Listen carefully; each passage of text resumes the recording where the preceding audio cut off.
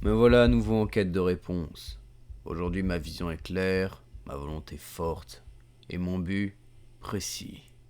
Comprendre ce qui m'a amené ici risque d'être long. Je passais une nuit des plus agitées.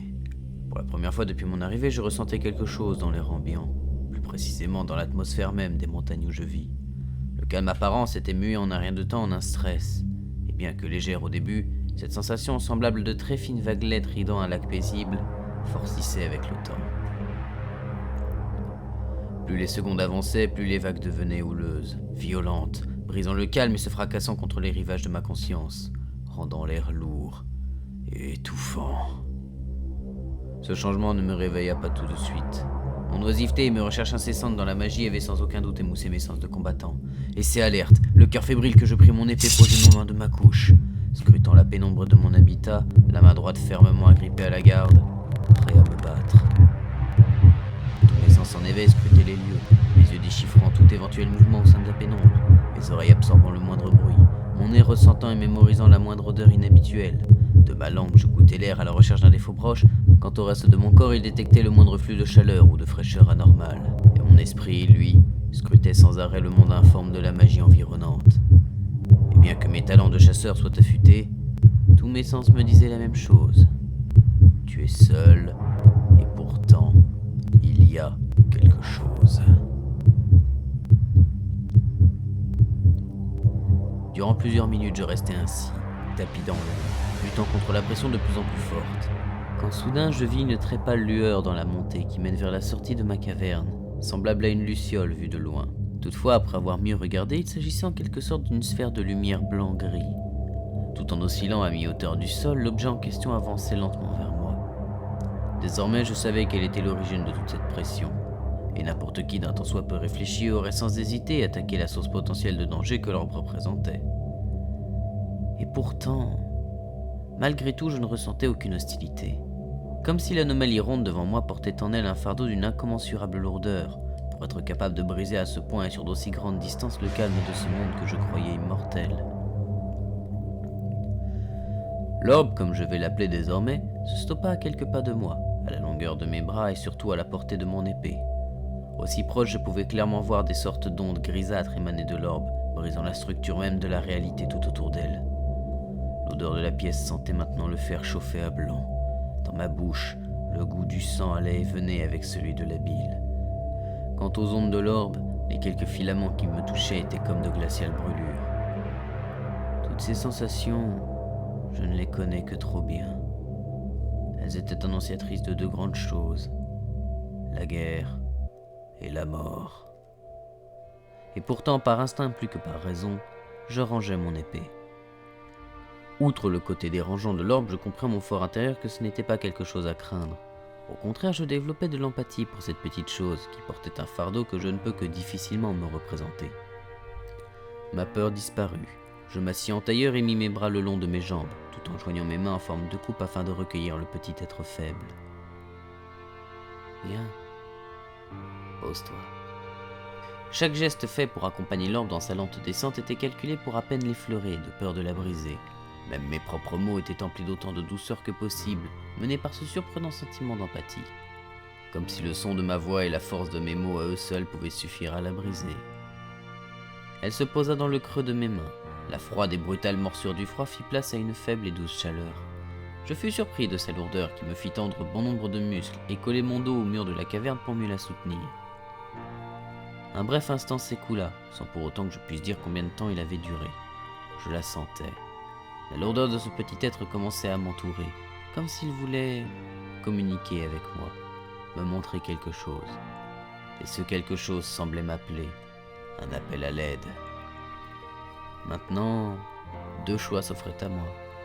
Refuser de l'écouter et ne pas abaisser mes barrières mentales, rejeter et détruire cette chose pour être libéré de cette torpeur envahissante et de l'étouffante oppression ambiante. Ou je pouvais aussi accepter de l'écouter, baisser mes barrières mentales et aller à la rencontre de ce petit être, et si possible, de l'aider. Mais mon esprit m'exhortait de ne pas l'écouter. Mon cœur, quant à lui, désirait ardemment l'entendre et aider la petite chose. Un dilemme auquel je coupa court. Je fis tomber précautionneusement mes barrières mentales dans le but de communiquer avec cet étrange petit être. Et à vrai dire, le mot communication n'était pas vraiment approprié, et qu'il s'agissait plus d'une route sur laquelle mon esprit venait de se lancer. Je marchais sur un fleuve d'encre, naviguant dans un marasme de souvenirs flous, de centaines d'images embrouillées sans queue ni tête, parmi lesquelles je me faisais guider par l'orbe de lumière, tel un petit fanal m'indiquant le chemin. Plus j'avançais, plus l'encre sous mes pieds devenait collante comme de la poix. Le flux de l'encre était encrassé, comme bloqué. Peu à peu, cette dernière commença à me monter sur les pieds, engluant mes jambes. Je fus pris de panique. J'allais me faire engloutir si je ne faisais rien. Mon corps commença à être parcouru de frissons de douleur. Je réfléchissais aussi vite que possible, mais plus l'encre avançait, plus ma raison s'effaçait. Mon instinct prit le dessus et m'ordonna de tout faire, quitte à me mutiler pour me sortir de là, lacérant l'encre et mes chairs au passage. J'avais peur. Peur à en mourir. Mon torse s'englua, mon cœur battait à tout rompre et mon instinct mourut à son tour, laissant ma tête vide. Tout ce que je savais, tout ce que je connaissais, avait disparu. Mais dans le vide de mon esprit, né de l'étrange fusion d'une raison vaincue et d'un instinct bestial autrefois trop opposés pour fonctionner ensemble, une nouvelle âme s'insuffla en moi. Dans mes mains, je sentais une incroyable puissance monter, n'attendant que moi et mon esprit pour pouvoir enfin naître. Prenant cette force à pleine main, je pris enfin conscience de mon pouvoir et décida de le libérer. Flux d'histoires perdues, flux d'histoires brisées. Toi que j'ai entendu, toi qui m'as invoqué, par ma plume absolue, je jure de t'achever.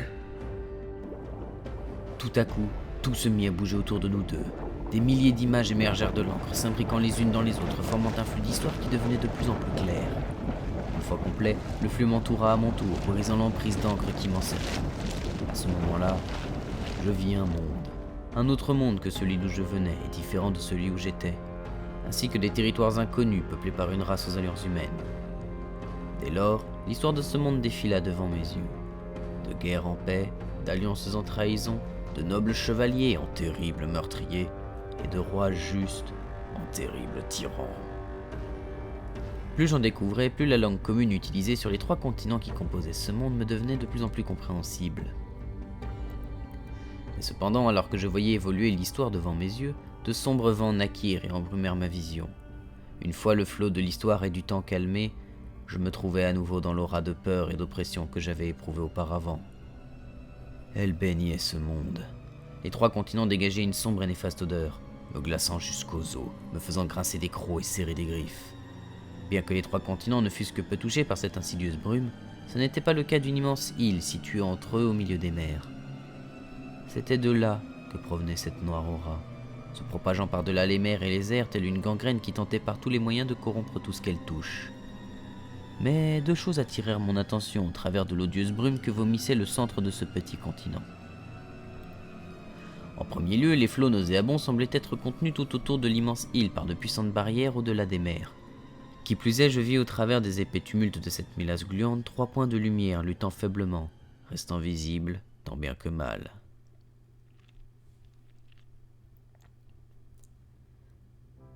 Soudain, une voix se fit entendre, lointaine et faible. Peu à peu, le monde changea autour de moi et un nouveau décor prit place. J'étais désormais dans une grande salle. Au vu des différents ornements, des colonnes en pierre lisse et de l'autel devant moi, ainsi que des nombreux bancs, je compris tout de suite qu'il s'agissait d'un genre de temple, un lieu de culte. Auprès de l'autel se tenait à genoux un homme, de dos, une épée à sa droite dans un fourreau posé à même le sol. L'inconnu la prit et la dégaina, la garde dans la main gauche et le plat de la lame posé sur la main droite, les bras tendus vers une statue massive. Elle représentait un homme musculeux, tenant en respect de la main gauche un animal au long croc et aux griffes acérées, recouvert sur les épaules et la tête d'une crinière lourdement touffue. Cet animal était maintenu gueule ouverte par la main de la statue, l'obligeant à la prostration devant l'homme en question qui ne portait pas l'ombre d'un regard vers elle.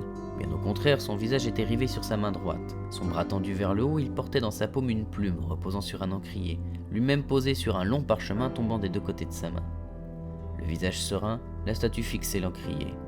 Elle portait une toge couvrant la moitié de son torse depuis l'épaule droite et couvrant sa jambe gauche. Sa jambe droite, quant à elle, posait sur une roche, le genou plié afin de monter dessus, et sortait de la toge en pierre. Mais elle n'était guère nue. Elle portait une armure de métal qui remontait jusque sous la toge et continuait au niveau de l'épaule en une large et massive épaulière, ainsi qu'un puissant gantelet qui allait jusqu'à la main afin d'enserrer la béante gueule ouverte de l'animal, dont les crocs et la force ne pouvaient même pas égratigner la surface. Une belle représentation d'un être refoulant la bestialité pour la connaissance. Mais ce fut la voix de l'homme à genoux qui me fit sortir de ma rêverie. À toi, notre Dieu, dont la force n'a d'égal que la sagesse, porte-nous secours. Chaque jour, le mal se renforce de plus en plus et nous sommes de moins en moins pour défendre la clé du portail. Ce n'est qu'une question de temps avant que ces horribles choses ne se jettent à la gorge du monde. À toi qui portes tous nos espoirs, je t'en supplie, porte-nous secours. L'homme tremblait. L'arme devant lui devait lui peser sur les bras, et au vu de sa taille générale, il ne me semblait pas taillé pour l'utilisation d'armes aussi lourdes. Malgré tout, il m'impressionnait. Cet homme portait en lui une foi inébranlable, plus que passionné, et empli d'une croyance d'un plan si pur qu'aucune ombre, aucune tache, pas même un doute ne venait souiller ses croyances. De telles personnes sont si rares que j'eus du mal à le croire réel. Lentement, il se releva, tout en rengainant la lame à son côté et se retourna vers la sortie, se trouvant derrière moi. Je vis alors un jeune homme, âgé au plus d'une trentaine, protégé par une armure simple et terriblement usée et sale. L'un de ses avant-bras en métal avait même été remplacé par un autre fait de cuir. Sa ceinture avait tant vécu qu'elle était effilochée de toutes parts, et pour ce qui est de ses bas comme de ses bottes, le mot usé n'est plus suffisant tant les deux parties avaient été rapiécées du mieux possible avec les moyens du bord et avec tout ce qui passait sous la main. Le visage blessé, marqué par la fatigue qui formait un lac grisâtre sous ses yeux tranchés de cerne. Ses cheveux étrangement longs et mal parés, avec quelques taches de sang séchées ci et là. De plus, sa barbe devait être au moins de 6 semaines au vu de la taille. Mais le plus frappant fut son regard. En son sein, une mer de peur avait pris place. Appréhension, inquiétude, crainte. Je ne connais que trop bien ce genre de regard. Celui du spectre de la guerre. Un regard perdu dans les affres des combats et dans l'insoutenable peur du jour suivant. Mais au milieu de tout cela, je vis qu'une lueur brûlait encore, telle une pâle lumière d'un feu dans la nuit, les dernières braises de la résolution, vestige du feu de sa détermination mourante, qui rougeoyait toujours. D'un pas résolu, il se mit à marcher vers la sortie, et sans difficulté aucune, il me traversa. Ce n'est que 2 pas plus loin qu'il se stoppa et regarda légèrement derrière lui. Ses yeux scrutèrent la pièce un bref instant, puis s'en retourna avec un lourd soupir. Un mélange de fatigue et de ce que je pense être du soulagement, accompagné d'un très léger sourire. Mais c'est ici que ma vision se coupa, disparaissant dans des voluptes de fumée. Ma tête me faisait mal, mes jambes étaient engourdies, mon corps raide et mes yeux très douloureux. Une telle expérience sans aucune préparation me laissa vider de toutes mes forces, et je perdis connaissance. La dernière chose dont je me souviens est que je tenais la petite sphère contre moi, sombrant dans l'inconscience au sein d'un sommeil sans rêve. Sans rêve, ni cauchemar.